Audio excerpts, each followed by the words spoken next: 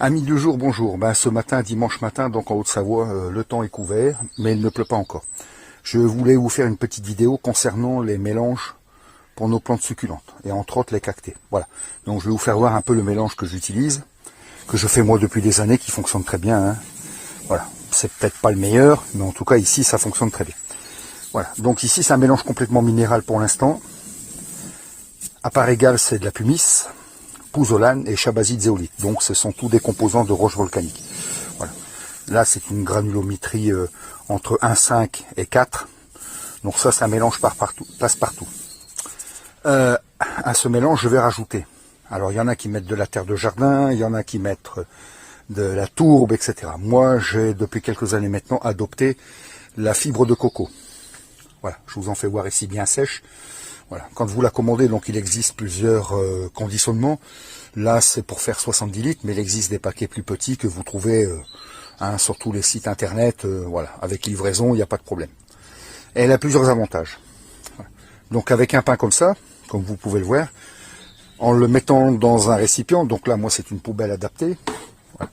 J'ai mis mon pain à l'intérieur, j'ai mis 10 litres d'eau, et voilà ce que vous obtenez. Donc pratiquement 70 litres de fibre de coco.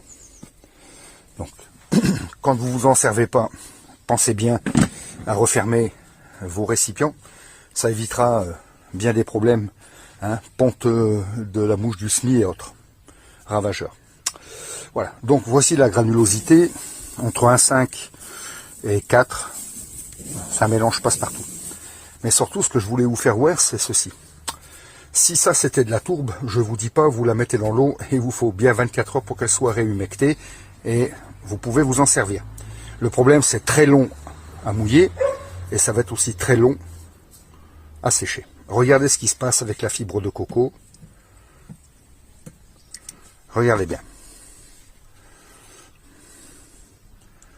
Ça va très très vite.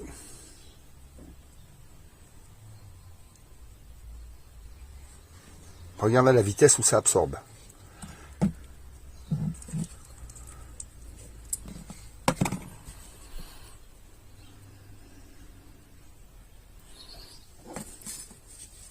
Voilà.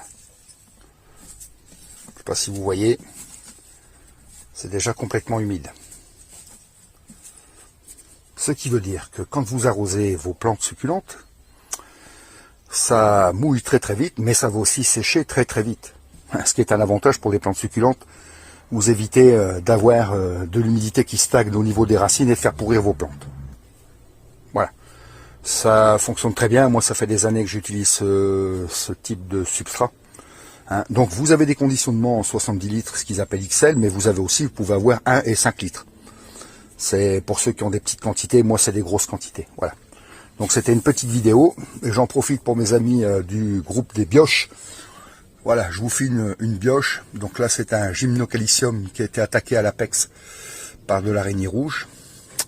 Et comme les gremlins, regardez bien ce qui se passe. La plante, en fait, elle émet des rejets. Et ces rejets, en fait, sortent littéralement de la plante. Regardez bien. Voilà, c'était chez Fred, le mélange qu'il